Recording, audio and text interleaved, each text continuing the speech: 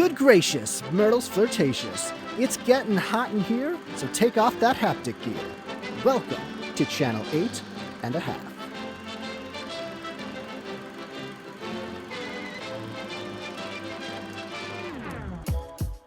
Hello, and thank you for joining us at Channel 8 and a half, a show all about movies and TV and pop culture.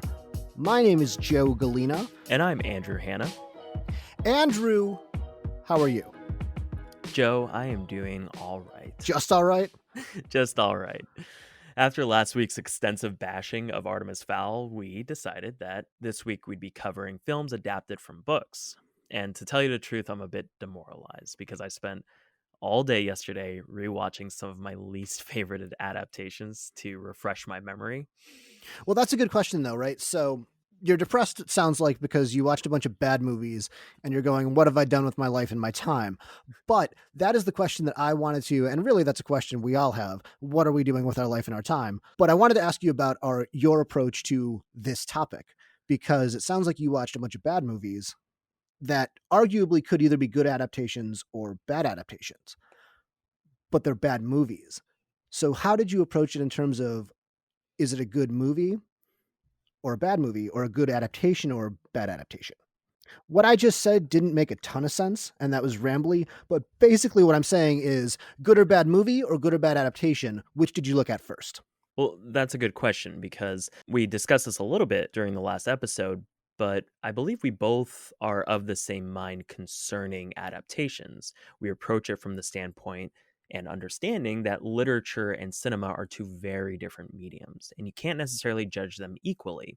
They utilize different methods of storytelling. Literature has the advantage of internal dialogue, where cinema is limited in that everything the character is feeling must be nonverbal. Otherwise, the audience would just be watching a ton of exposition, which is not enjoyable to watch. Exactly. The other challenge is that books have the flexibility of third-person perspective that can provide backstory, which is why a lot of times in film adaptations, some characters are changed or added to act as our surrogate and thus allowing other characters to explain things to them. Think Ellen Page's character in Inception. That being said, when approaching this subject, I was first looking at it as a film, whether it's good and if it can stand on its own 2 feet without the audience having read the book, and then also whether or not it maintained the book's essence or soul. Especially with the way that the industry works now, I feel like when we were younger, growing up, studios were more willing to greenlight original stories, including adaptations that didn't necessarily have a strong fan base. For example, I didn't find out until after watching Jurassic Park or Shawshank Redemption and Jaws that they were books before they were ever movies. Whereas now the industry is so apprehensive of backing original stories that in order to get the film made, a lot of times it must first be a book, garner enough attention and fandom before they're comfortable funding the film. Therefore, with that logic, you're no longer making the film for a completely different audience, from literature to film. You're also making the film for the fan base that read the books and that prompted it to get made in the first place. So it feels though adaptations now have more pressure to maintain the soul of the book. And this is something that I was going to touch on later. I also feel that way about Harry Potter. The movies, will get to it, but let's get into it. So, number one, you watched Ready Player One, and we both read the book and loved the book. And you have very strong, passionate opinions on the movie Ready Player One. So, Andrew, go. Can I wait? Did you like or dislike the movie? I'm curious. I saw the movie after you did, and you had such a vitriolic reaction to it. Yeah, that I raged. I was so angry, dude. With great fire and rage. Did you come to me and say, Joe, this is a horrendous affront to America in general. If you want to accost your eyes and rip them out of your skull, watch Ready Player One. And so I saw it going, well, it's not that bad. Interesting. I thought you would dislike it just as much as I did, because you and I love that book. Nobody can dislike anything as much as you dislike Ready Player One. Yeah. That's not true, but I did dislike the movie. I disliked wholeheartedly a lot of the decisions that were made in the adaptation, a lot of what they took away was intelligence and proving that these people deserve the Easter egg at the end, and they just turned it into a lot of action set pieces. Yeah, And I also disliked that it was CGI and the CGI exactly. characters, and it all looked very. He's a very sort of his avatar is a very anime flowy boy. Yeah, I agree. I don't think the motion capture was a good decision because in the book, the Oasis is described as so lifelike that you wouldn't be able to distinguish it from real life. Yeah, that's true. Ready Player One, for those of you who haven't read the book or seen the movie, is based on the best selling novel by Ernest Cline. And it takes place in a dystopian future where we've depleted most of our resources. Wealth inequality has gotten even worse. Corporations basically control everything, and there's just massive overpopulation. And while the real world withers away, everyone escapes this virtual reality world called the Oasis, which is created by James Halliday, and it was initially a gaming platform, but quickly evolved to being just as important as the internet. You can go to school, work, own a business, essentially everything but eat and sleep on the Oasis. Now, when the creator of the Oasis, James Halliday, dies, he sends out a video to all the users, which is basically everyone on Earth, stating that he's hidden an Easter egg in the Oasis and that the first to find it would inherit his vast fortune and control over the entire Oasis. And to find the Easter egg, you must first find three keys that lead to three gates, and all of the challenges and clues to finding the keys, the gates, and eventually the egg are based on 80s pop culture references, the decade that Halliday had grown up in. And so the entire world is looking for this egg, including a giant corporation, Innovative Online Industries, who want to gain control and monetize the Oasis. And our main character, Wade Watts, is one of thousands of gunters or egg hunters, but he is limited in his ability to hunt for the egg because he's so poor and it costs money to move within the Oasis or to travel within the Oasis. Exactly. That's his conflict in the beginning is he's this broke kid, he lives in Oklahoma, he lives in a trailer park called the Stacks where they stack the trailers on top of each other. He's so poor that he lives in the laundry room of his abusive aunt's trailer that's 50 stories high. He's got nothing in real life, he's got nothing in the Oasis. He's just nothing. Nothing from nowhere. Exactly. And that's one of the issues that I had with the movie, which is that they show that he's poor, but it isn't necessarily as prevalent as it is in the book. And by prevalent, I mean that his poverty in the book is instrumental in helping him find the first key. And that's one of my favorite storytelling devices is when the character's greatest weakness is actually his greatest strength. Wade's inability to travel around the Oasis and physically hunt for the egg forces him to do the only thing he can do, and that's just study Halliday's journal and the clues that he left behind. And furthermore, Halliday actually hides the first key on the only planet that is free to visit in the Oasis because he wanted anyone who was worthy to be able to find it. He didn't want it limited to only those who had money. But in the movie, like you said, they turn the egg hunt into these giant set pieces that lack any substance. And they essentially rip out everything about this book that makes it special and took a piss on it. And I firmly believe that there is enough in this book, this one book, that could have made a great trilogy. So trilogy meaning each gate would have its own separate film. Yeah, because the book itself is segmented into three parts. Ernest Cline, the author, was a screenwriter initially, but he couldn't get any of his films made because of the industry's aversion to original stories, which led him to writing literature.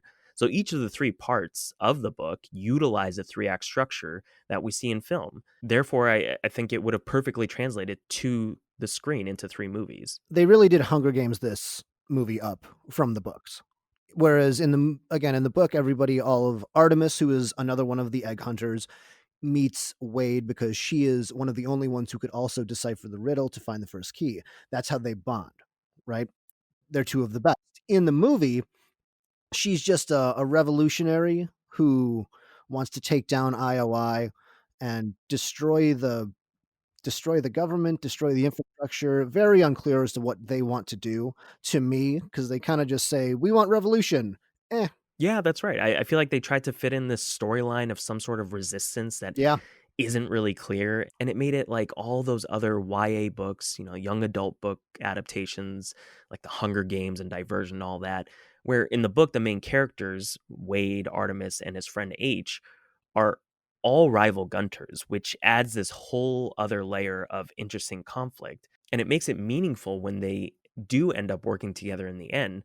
But in the movie, they dilute all the characters. And a character like Artemis, for instance, she's no longer this badass chick that rivals Wade's knowledge of James Halliday. Instead, in the movie, it's like she and all of his friends are rooting for him to get the egg. So they're not really interested in actually finding the egg themselves. And it makes them just so much less interesting. And then the CEO of IOI, Sorrento. Nolan Sorrento. yeah, Sorrento. He's no longer this intimidating antagonist. Instead, he's this clueless buffoon. Oh yeah. No, I like Ben Mendelsohn the actor playing Nolan Sorrento as kind of a clown. It bothers me. Mendo is It good. it He is. he it's fun and okay, but it doesn't. I was in for Mendo. I mean, yeah, his character would have been fine in any other movie, but it basically in this movie it dissolves the central conflict. And when it comes down to it, the movie is so different from the book that it's less an adaptation and more a movie loosely based on the concept of the book. No, I agree with all of your. I mean, complaints is just a very easy way to say, but just the dilution of the book itself. I completely agree with all of it, and it could have made a great movie. And I understand that the references, a lot of the book is just listing out references to things that the movie probably couldn't get the rights to. But Yeah, and I understand that, there are things you're going to have to cut. That's natural in any book, especially something like this. Even when I was thinking about them turning it into a film, I was like, I have no idea how they're going to get the rights no, to everything because there are just so many different intellectual properties, whether it's music, books, or movies that they reference that are just so, I mean, their entire budget would consist of getting the rights to all those the things. music alone, I mean, the references to the music in the very, very beginning of the book, Oingo Boingo's Dead Man's Party is referenced as a big thing. And that's just the beginning of it. They reference Van Halen songs, they reference Oingo Boingo, Wham, all of these things that if you did want to truly do it that way, it would cost $1 billion. So I understand a lot of those decisions, but the decisions to undercut the character and the story and the motivation is the more egregious thing to me. Agreed. No, and don't get me wrong. I wasn't expecting them to depict the same references and same scenes as they did in the book. And when they did make the changes to set pieces in the movie, I didn't mind it that much. Like in the book, one of the challenges to obtain one of the keys involves Wade reenacting the film War Games. But in the movie, they change it to The Shining. And if anything, I thought that That was was a so cool. really good sequence. So there were positives to this. That sequence was great. Exactly. It's a great example of parting from the books in a physical aspect, but maintaining the soul of the scene. Mhm. And even in the case where they decided to make it only one film, they could have still made this great if they at least maintained the integrity of the characters. And if they were to do that and utilize modern references to appeal to a broader audience, like they did in this case, and then sprinkle in a few references to the films we grew up on, I think it would have been great. But that also brings me to another issue that I have is that Spielberg, as much as I love him, was just not right to direct this, in my opinion. It's interesting, right? Because Spielberg is referenced so much in the book as the master of the '80s, which he kind of was. Should now, I don't know if somebody could have done this without the clout of Steven Spielberg to be able to pull all of the I don't know how much Steven Spielberg did in terms of being able to reference things or maybe getting some of the music, like the Back to the Future theme plays Every time someone gets punched, you every hear time someone and "Da-da-da." it's a lot of fun, right? Yeah. I wonder if Spielberg, like, pulled some strings to get some of those things in there. I don't know. He could have executive produced it for all I care. True. But if you're going to reference the nostalgia of the 80s, like Back to the Future, Star Wars, and so on, you can't bring on a director who is part of that history because he can't view it through the lens of idealizing it in the way that the movie was meant to. Mhm. The whole thing is about a kid from the future, from a different time, finding appreciation in the culture of the past, which informs his obsession and his motivation. It does feel empty. It feels hollow. It feels like a very hollow movie, a hollow adaptation, just empty and soulless altogether. I completely agree. I think that's a great way to describe it as hollow and empty, where the book felt Mhm. very special and full of life, like a celebration of the movies and music and television that we all grew up on. The movie just fell short on every front, like from the character to the plot, just overall a bad adaptation. It's a bad adaptation, but in terms of adapting things that are technically bad adaptations, but turn out to be very good, you can take a book and completely change it around to make it better. And that actually leads me to something that I wanted to talk about. We done with Ready Player One, you think? I think that pretty much sums Yeah, it up. yeah. I think we're done. The one that I wanted to bring up, so we're going to move from Ready Player One, the epitome of pop culture, the epitome of big pop entertainment. And I want to talk about the least accessible thing we're going to talk about today. Orson Welles is The Lady from Shanghai from 1948. I know nothing about. I've never seen the movie, never read the book, That's right, but let's kids. do this. Keep listening, because we all know this is accessible material. So, The Lady from Shanghai, it's based on a book by a guy named Sherwood King, who didn't actually write many things. If I Die Before I Wake is his most well known, mostly because of the movie. And it was changed into, retitled The Lady from Shanghai. It's the story of how it got made is actually very interesting that Wells tells. I saw it on an interview he did on the Dick Cavett show. And Yeah. Wells was trying to do a play around the world in 80 days. The costumes for the play were stuck in a Boston train station, and he needed $47,000 in order to get the costumes from the train station to the theater. He didn't have the money to. Why? That I don't know. It seemed excessive to me too. That seems weird. But he's trying to put on this play and he doesn't have the money, and he's trying to think, who can I call to give me the money for this? And he calls up Harry Cohen, who is the studio head of Columbia Pictures, and he says, Harry, this is Orson Welles. I need $47,000. If you wire me the money, I have the next picture that I'll make for you. And he picks up a book. This is according to Wells, so it might be apocryphal. He picks up a book that the girl working the ticket chase, the box office, was reading, and he goes, it's this book, If I Die Before I Wake. Fantastic book. Love it. It's going to be my next picture. Wire me $47,000 and I'll make it for you.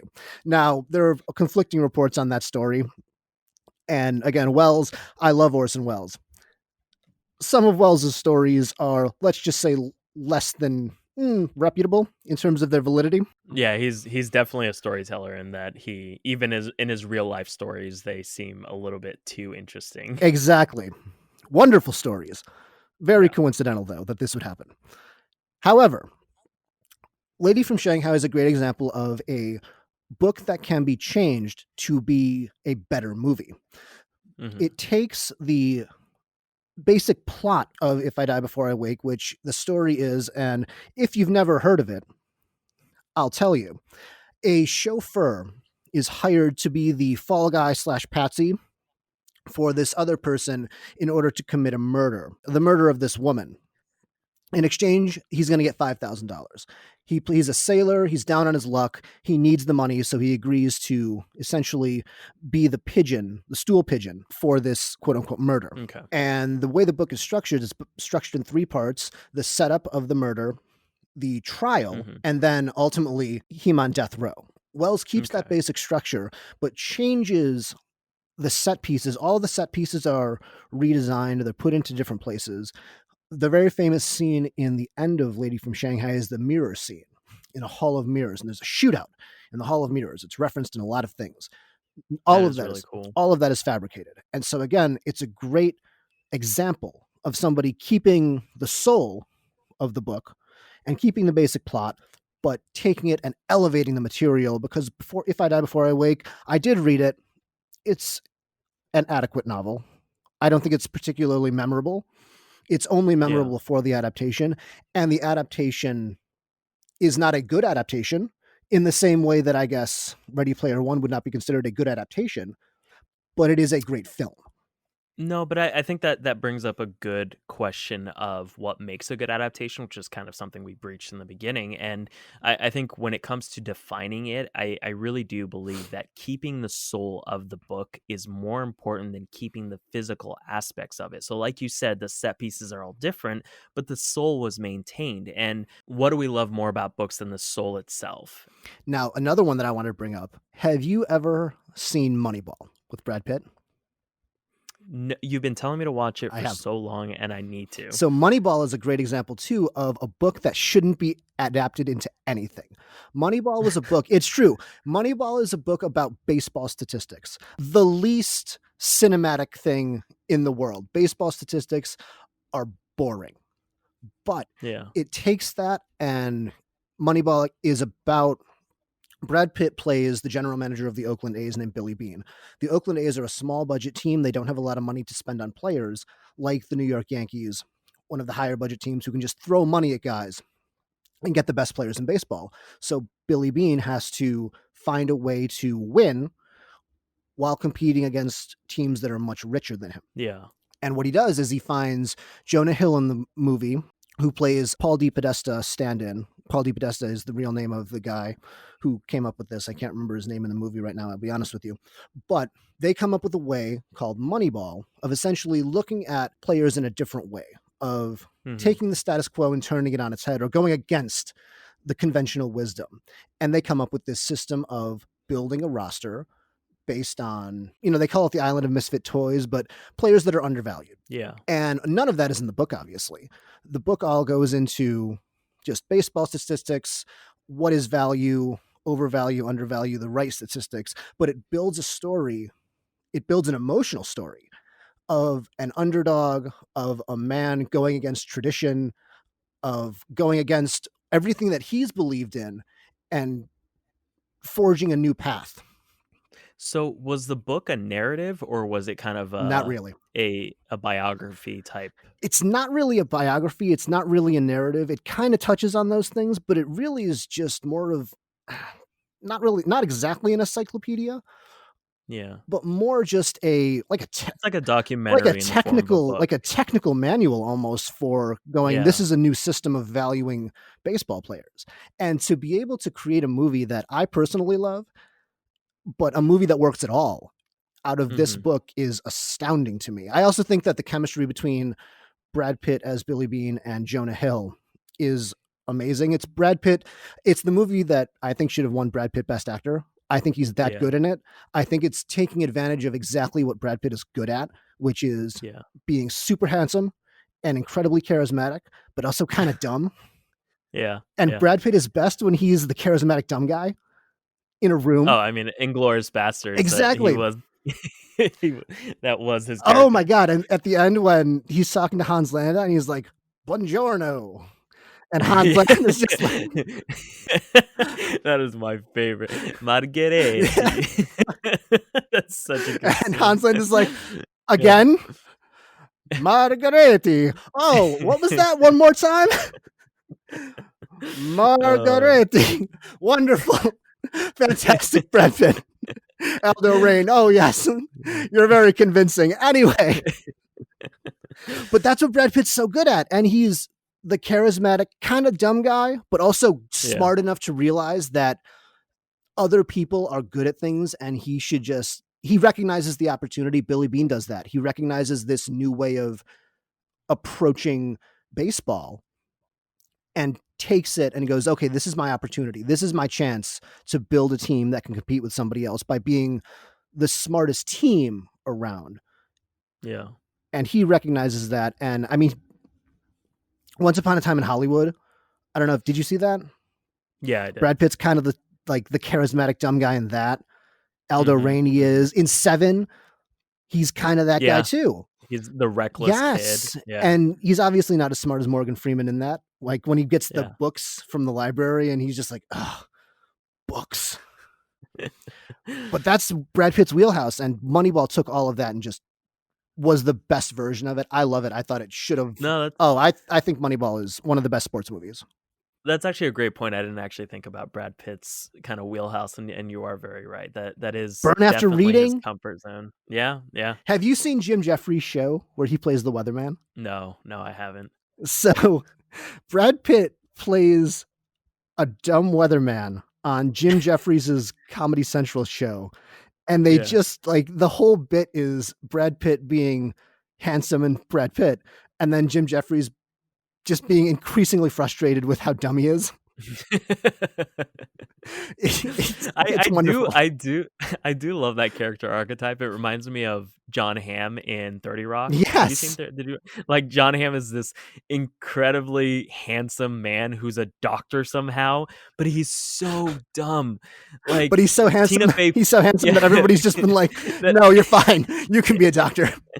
he coasts through life just off of his handsomeness. So and he's so dumb to the point where later on when he comes back into the show, he's like missing limbs Yes, because he he was doesn't so have any stupid that hands. he doesn't have any hands and he got him cut off, but people still treat him like a god. Like I really do love that archetype. It is a lot of fun. But if we're going to be talking about good adaptations, I would say Gone Girl is, in my opinion, a great Oh, okay. adaptation, and if anything, made the book even better. Did you see Gone I Girl? did see Gone Girl. I did not read the book though. So I had read the book when it was very popular, and I also worked in an office where everyone was talking about it. So I was like, oh, I should probably check this out. And I picked it up, and I actually really did like it. They peer pressured you into reading it, Yeah, is what you're exactly. saying. So, Gone Girl is about Amy Dunn in the movie, played by Rosamund Pike, who goes missing, and her husband, Nick, in the movie, is played by Ben Affleck, is being investigated for her murder. And the book bounces back and forth between journal entries from the perspective of Amy and the first person perspective as Nick. And what I love about the book is that until halfway through, you aren't sure which of the two, Amy or Nick, are the unreliable narrators because they're both telling different stories, Hmm. or at least different perspectives of the same story. And just about the midpoint is where you get Amy's current first person perspective, and you realize she's still alive and had faked her death as revenge for Nick cheating on her. Just because the book was so popular, I do know a lot of the plot turns from the book just through it was everywhere. That book was so popular, and it inspired so many other of those types of thrillers too. The Girl on the Train was one of them. It didn't Yeah, a lot of kind of the those, murder yeah, mystery type. unreliable narrator, female protagonist, Hmm. those sorts of taut thrillers were really, really big after that. Which is funny because I had read a book by Harlan Coben called Tell No Mhm. One, which was very similar I to read it this. too. I thought, You told me to read it. I read it because you told oh, I me. told I you read it about it. because of Yeah. you. I like Tell No One a lot more, but I could see the twist halfway through the book coming because I had read Tell No One. And they actually remade that film, but It was French. it was a Mhm. French film. Yeah. I wanted to watch it. I need to. But anyway, so initially her journal begins as this sweet love story, and she slowly turns up the tension and plants these seeds of doubt in the reader's mind and the detectives who eventually find the journal. And basically paints this picture that Nick has a dark side and explains his motive as to why he would want to murder her in a sense. And Nick in the book has this internal dialogue explaining that he doesn't necessarily know how you're supposed to act in a situation like this. For example, he's talking to the media and he says Amy was a great person, etc. And the media hones in on his use of was and considers it as evidence that he knew she was already dead. And his confusion and concern lead him to acting in a way that people think is unnatural for a man whose wife just has gone missing or has been murdered. And they use that as evidence, circumstantial evidence, that he's murdered his wife. And the truth is, a lot of times we may feel pain or sadness on the inside, but it won't necessarily translate externally, especially in a situation, in his situation. The attention in the media circus surrounding him is so unnatural. So he isn't reacting. How he should be reacting. And he's not reacting the way that they think he should be reacting, therefore incriminating him more in their minds. Exactly. And it talks about how we react and judge a situation without having the entire picture and sort of the trial by media aspect that we see happen so often. Right. And they have this character who seems to be based on that that one crazy lady who has a show that covers these types of like murder mystery things. What's her name? Oh, I know who you're talking about. She's the blonde lady. I can't remember her name. What is her name? Nancy Grace. No. Yes, Nancy Grace. Nancy, is it No, Nancy no, you're Grace? right, you're right. Okay. But she's leading the charge against Nick and scrutinizing all of his actions. And what I thought the film did really well, which I think David Fincher did masterfully, is seeding the doubt in the viewer as much as the book did to the reader, which is difficult in film. Because in film, the camera tends to be an objective viewer. However, someone like Hitchcock had a very subjective camera. The camera is sometimes just as paranoid as the main character, like in A Shadow of a Doubt, Mhm. when the niece is beginning to suspect her uncle of having committed murder. She and the camera perceive the smallest of gestures and actions as these microaggressions that are clues leading to who he truly is. Scorsese's a perfect example of this too. Yeah, exactly. And I think Fincher, whose camera is usually very objective, a lot of times his camera movements are unmotivated and sort of flow freely in space. But in this, he parts from his usual style and takes a more subjective standpoint and translates the tension and doubt laid out in the book very well on screen. Something as simple as the opening and closing shots of Amy lying on Nick's chest when she looks at the camera. They use that in the trailer, I think. Yes, they do. They're almost identical shots. However, we now have new context as to who Amy is, and it's so much more chilling at the end given the context we've been provided. I think the best conclusion that we can draw to is, hey, if you want to adapt to a book, get Fincher to do it. Yeah. I mean, Fincher is a master, and he especially is good for this because of his cold style, or the cold style of his films. Something as simple as the scenes depicting the honeymoon phase. The soundtrack, for instance, that it's dreamlike and sort of twinkling. Mhm. It's the same guys who did The Social Network. Trent Reznor and Atticus Ross. Yeah, and even with this dreamy soundtrack and with a scene that, nothing is apparently malicious, Mhm. it still is very unnerving. So overall, I think he nailed it. Social Network, also a book that really had no plot. The Accidental Billionaires Mhm. turned into what might be the best movie of the 2010s, I Oh, think. I love that movie. It's a very watchable movie too. It's Oh, not it's an only incredibly watchable movie. despite it being just a bunch of people in a room talking, it's very watchable. Incredible. Yeah. Elevated because of Fincher and Yeah. Aaron Sorkin. And Aaron Sorkin, yeah. I mean, who better to write witty dialogue than Aaron Sorkin? And Aaron Sorkin was one of the writers on Moneyball also, Oh, along with that's Steve right. Zalian. That's Mhm. right. That's right. I mean, you look at something like Hamilton. Hamilton was a biography. It was a book. Yeah. And Lin-Manuel Miranda saw a musical in it, which is interesting, right? So I would say Hamilton's a great adaptation too. It's also something that actually happened. Yes, it is actually something that happened. Yeah. So you mentioned two good adaptations. What is on your list as far as bad adaptations go? I've got one that is a horrendous adaptation of the book itself, but the movie I'm not that mad at. And I did read the book. I read the book after I saw the movie, and it's so different that I maybe just look at them as two different things. And it's World War Z. Oh, okay. Yes, yes. World War Z tells the story of the quote unquote zombie war, where, especially when zombies were big, what, 8 years ago, 6, Mhm. 7, 8 years ago? Yeah, during the whole Walking Dead phase. Yes, exactly. It tells the story as a sort of oral history of the zombie war. That's what the book's called, World War Z, the oral history of the zombie war, I think. Mhm. And it goes through, it's a bunch of interviews from a bunch of different people in different countries, locations, and their perspective on what happened, the aftermath, their Oh, own personal stories. I didn't realize it was kind of an interview based, like the It the is. narration is by interviewers. I think that's very interesting. I would have wanted to see that in the film. It's a really interesting structure, and it's a really interesting way of approaching the story, and Yeah. would have made a great HBO show. But the only Yeah, way like a to do it miniseries. exactly, Yeah. to keep it in that form, because I feel like it would have been too truncated in a 2-hour movie to keep that form if the studio was going to adapt it as a zombie movie, quote unquote. Because zombie movies don't require a budget. Like, that's the thing, is that you could have done this in this structure with a much lower budget. Would it have had the mass appeal? Now, they changed the movie and they made it an action movie. They made it, Brad Pitt is a guy who's trying to find a cure for the zombie virus, and he goes around to all these different locations, talks to a bunch of different people, says, "Oh no, go over here. Oh, now you got to go over here. Oh, now you got to go over here." And it's Mhm. basically him running away from zombies in different locations.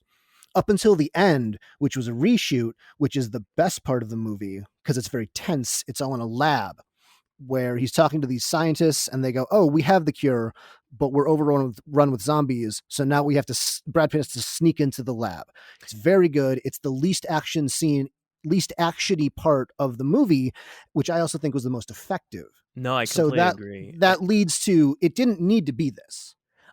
So when I was watching the movie, I could tell that I wasn't sure if it was a reshoot or if they halfway through writing the script or halfway through production, they ran out of budget and decided to do it all in one location. I really did not like the first maybe 2 acts, and then the 3rd act in the lab, I thought was the most interesting, and it took this weird turn that I was like, "Oh, this is good for it." But you can tell that there is a shift Tone.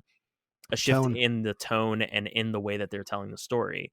And given the structure that you mentioned, as far as it being kind of based on interviews of different accounts, I almost feel like they could have easily structured this like District 9 in kind of Mm, a documentary type style. mhm.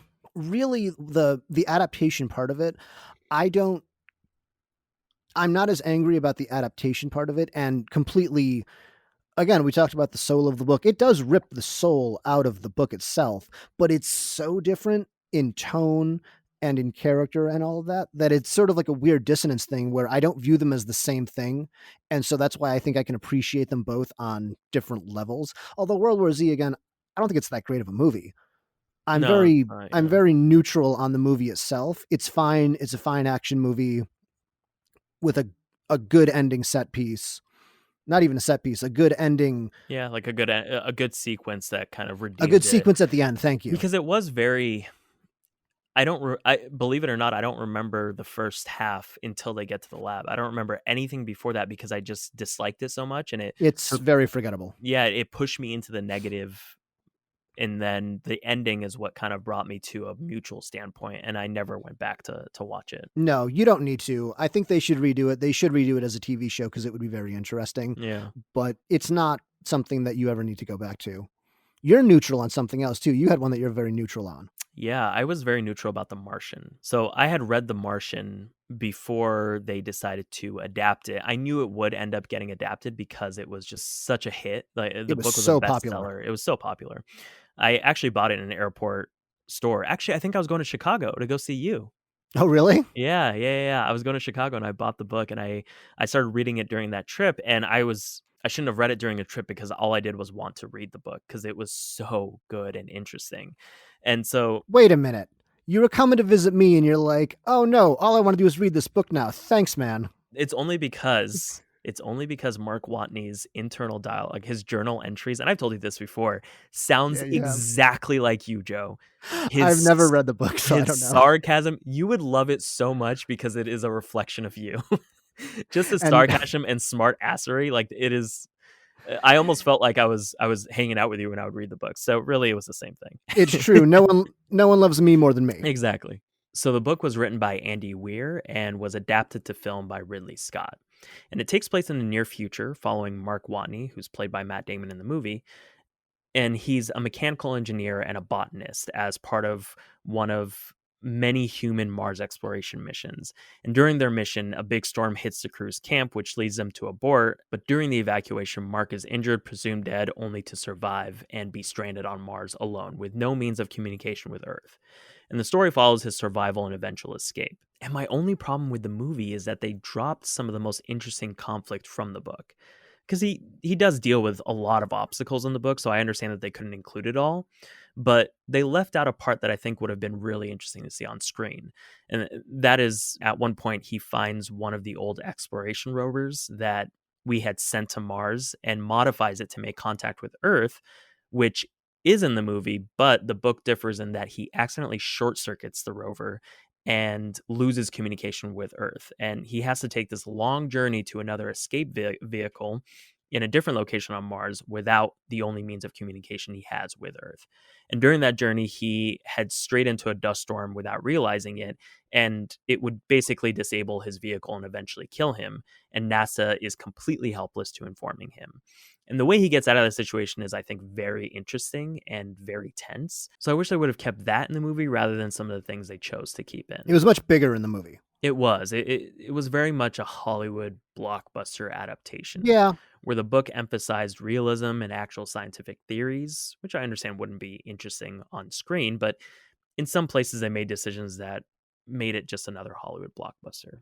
Yeah. I've told you this. The worst example of this came in the form of Mark Watney in the movie puncturing his glove in his suit in order to use the pressure from his suit to propel him toward the ship that's rescuing him. You say they make fun of that in the book. In the book, he makes the suggestion while he's in a daze because he had this rough ascent into Mars orbit. So he's not all there mentally. And when he makes it, the entire crew doesn't even take it seriously. Like, it's something that's written off as you're an idiot because Like, this what is kind of stupid. moron Yeah, this is would the do stupidest that? idea.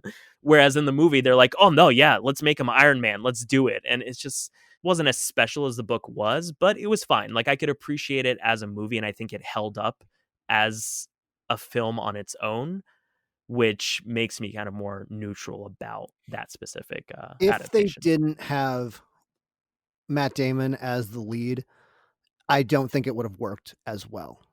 Very few people could be as likable while at the same time being entertaining as Matt Damon. Of just, you watch Matt Damon, he's just there alone. Very few people, I think, could have pulled that off. I think it's because Matt Damon's public persona is very much of the intellectual, but at the same time, he can still fool around with Jimmy Kimmel and do that whole bit that they've been doing for years. So I definitely do think he works for the part, but I would have rather it be someone who's completely unknown, because when you're watching the movie, you're like, of course they're going to spend billions of dollars to save Matt Damon, subconsciously. How much money in Hollywood has been spent getting Matt Damon out of World War II, with Saving Private Ryan, Yeah. with this?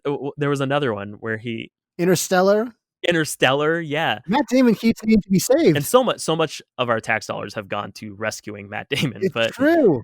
You can't get rid of Matt Damon. No, you can't. Matt Damon always comes back. He does. Ask Jeremy Renner. Yep. Jeremy Renner knows.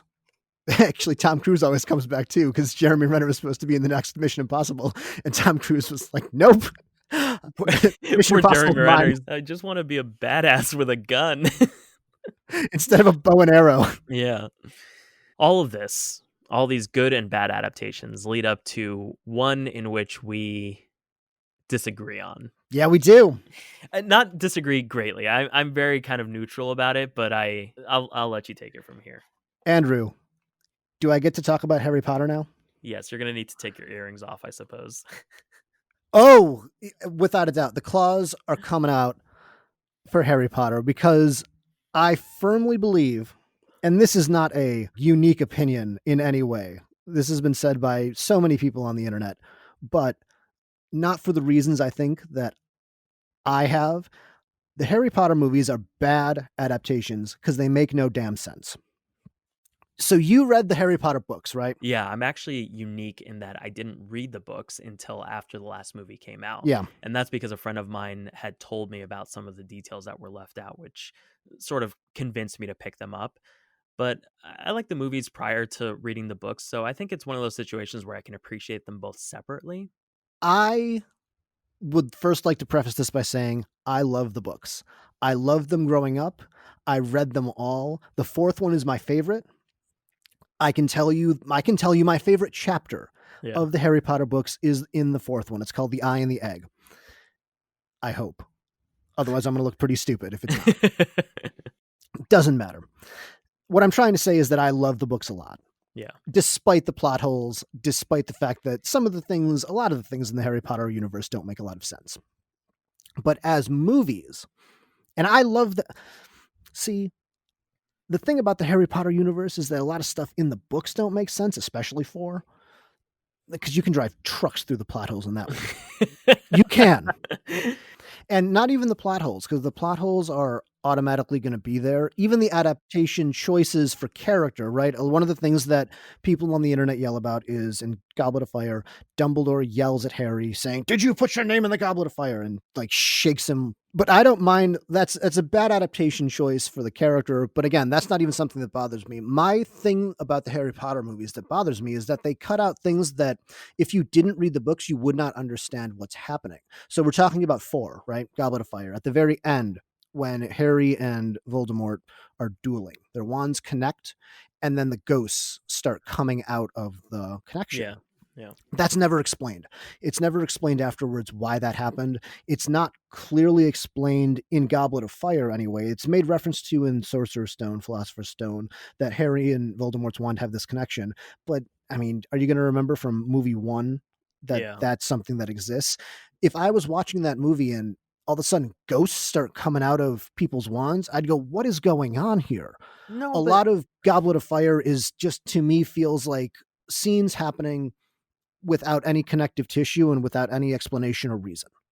I don't agree in the sense that there's clearly a lot that we don't know about the magical world because we're seeing it from the perspective of Harry, who's also newly being introduced to the world of magic. And so I didn't mind that they didn't explain it right off the bat. I accepted it because They don't I explain it ever.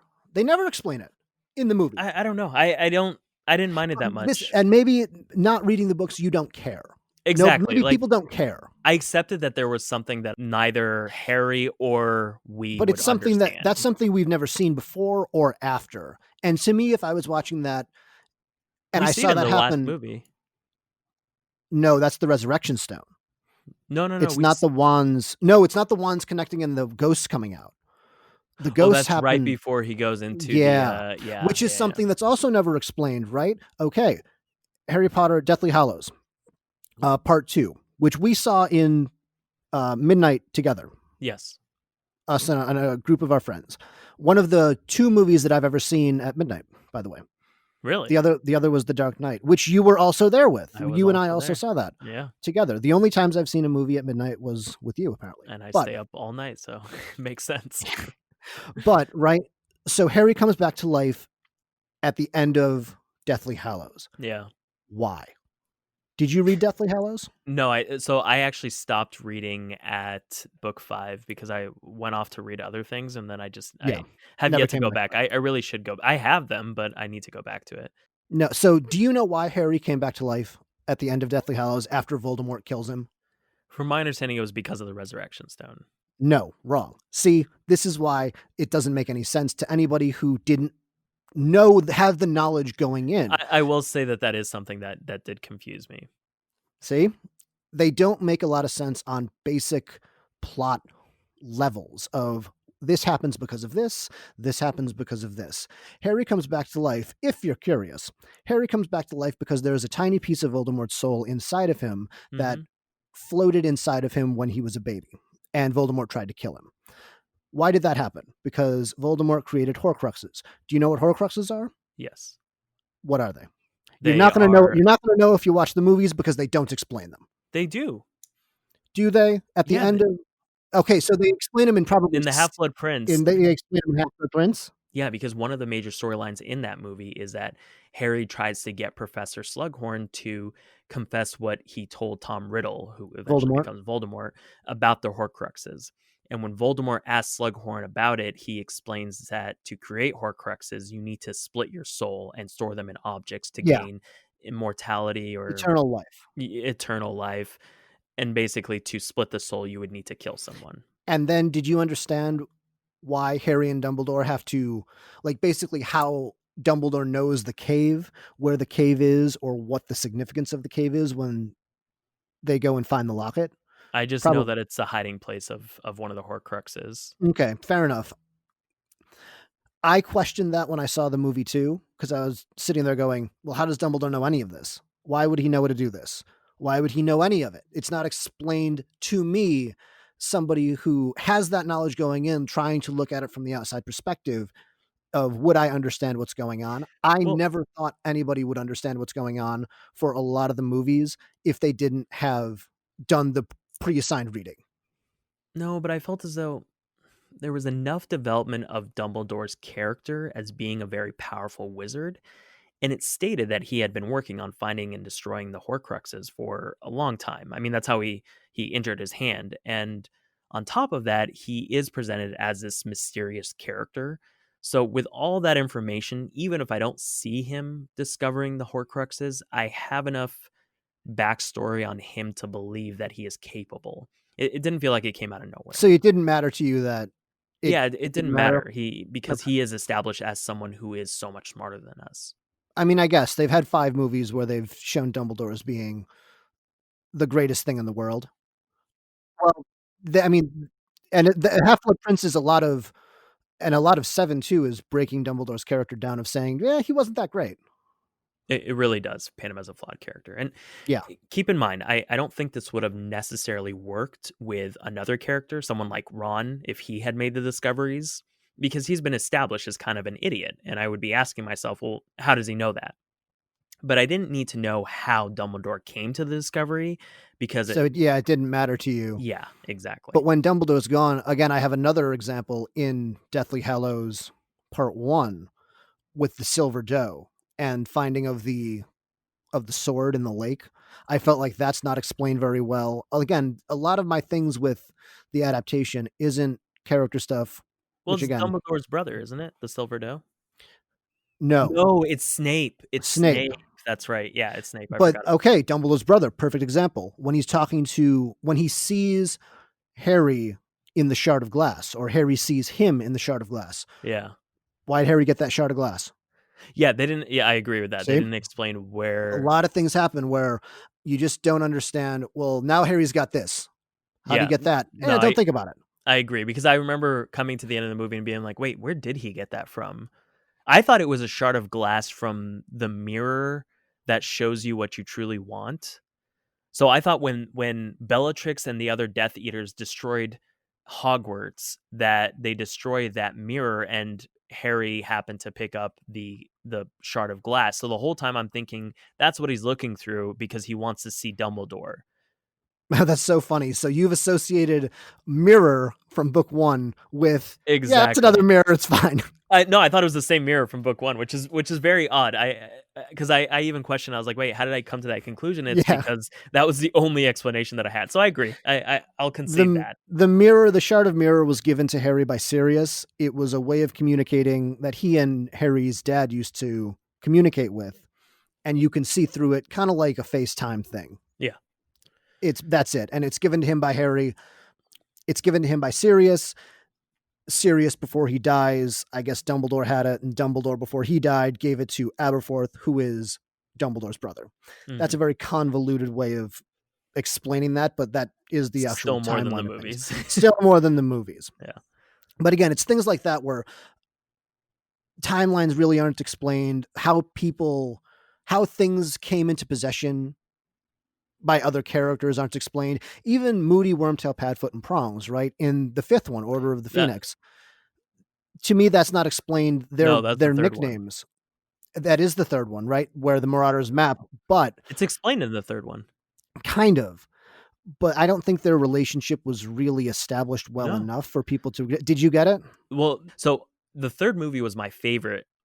Initially seeing them, it later became the I Half Blood agree. Prince because I really liked the darkness of it. But the third book was so much better because you realize why there's a tunnel from The the Shrieking Shack. Whomping Willow to the Shrieking Shack, and then why Sirius is an animagus, and it's Mhm. because him and James Potter decided to learn to turn into animals because their best friend Lupin had been bitten by a werewolf. And I thought that whole story of why the Shrieking Shack even exists, why they think it's haunted, why the Whomping Willow's there, like all of that and the friendship that they established in the third book made you love Sirius even more and made his death that much more painful. I agree in that there was so much left out, and I feel like they could have probably fit it in. And they do a lot of that in kind of an expositional info dump at the end, which all of the Harry Potter books really do, is they just take a scene where they go, "All right, now we're gonna explain everything," in a very detective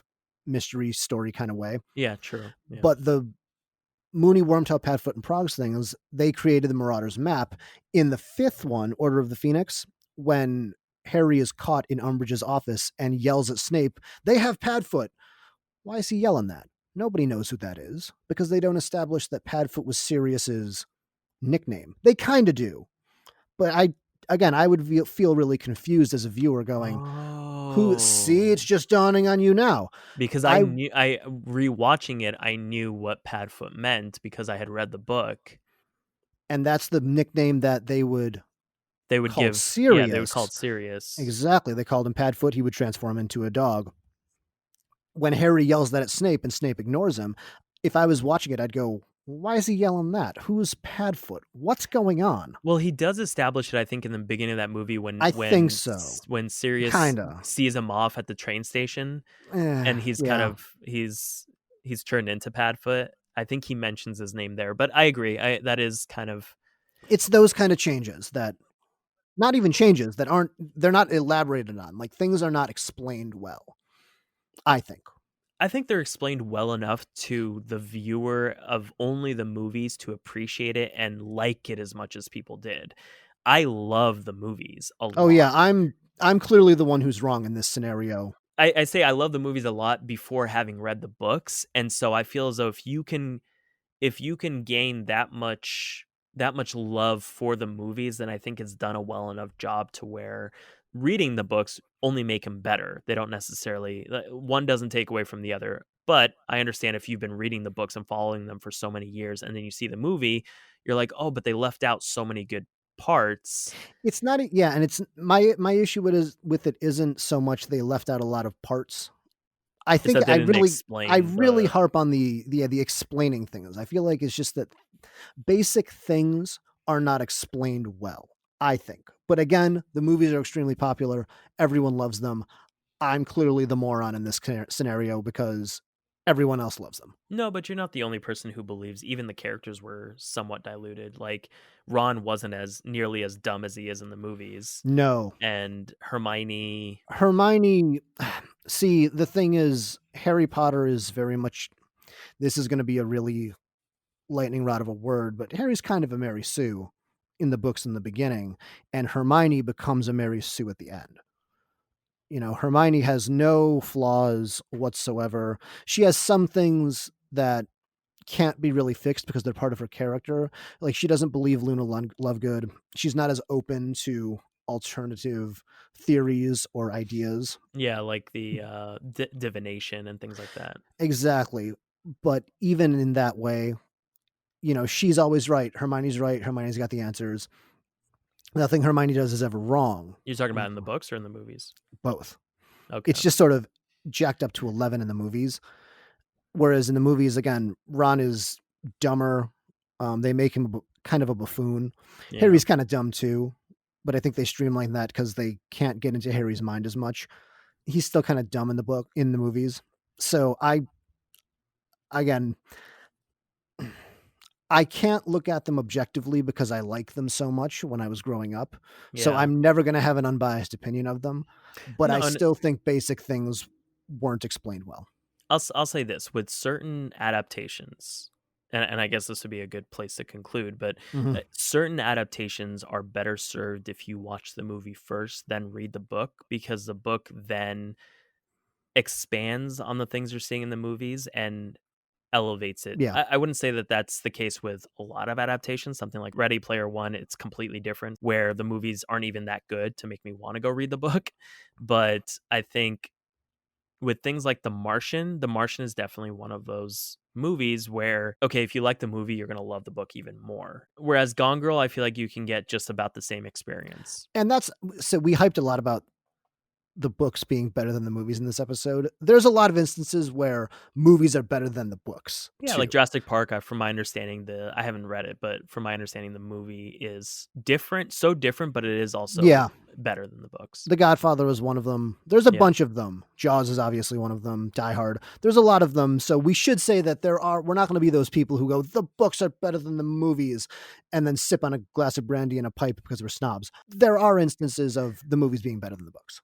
Yeah, I completely agree. You wouldn't know by this episode, but well, I think that wraps up episode 3.